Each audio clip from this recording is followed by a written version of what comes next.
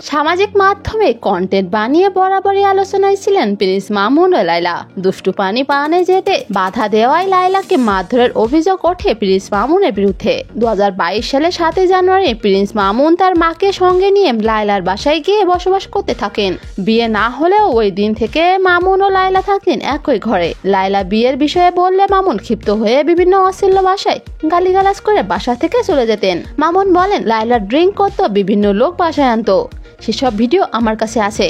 এদিকে লায়লা বলেন, আমি মামুনের 138 নাম্বার প্রেমিকা। ওর আগের প্রেমিকারা আমার কাছে কল দিয়ে কান্নাকাটি করতো। ওদের সাথে কাটানো অন্তরঙ্গ মুহূর্তের ভিডিও আছে। সম্প্রতি মামুনের মা অভিযোগ করে বলেছেন, তাদের সম্পর্কের বিষয়ে তিনি কিছুই জানতেন না, আর লায়লা মামুনকে ছোট ভাই বলে তাদের বাড়ি নিয়ে যায়।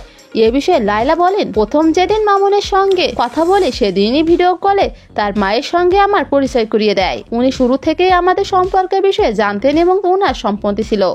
লায়লা আরও বলেন, মামুন কোনোদিন সোশ্যাল মিডিয়াতে বলেনি আমরা ভাই বোন কিংবা বন্ধু। সবসময় বলেছে আমরা ভালোবাসার সম্পর্ক রয়েছি।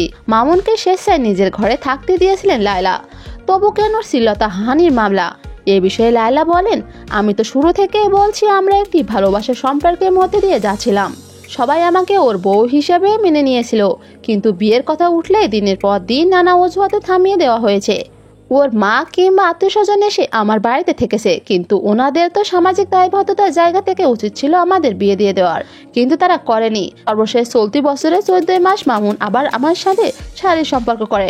পরবর্তী সময়ে আমি তাকে বিয়ের বিষয়ে বললে সে ক্ষিপ্ত হয়ে ওঠে, আমাকে বিভিন্ন অশ্লীল ভাষায় গালিগালাজ করে।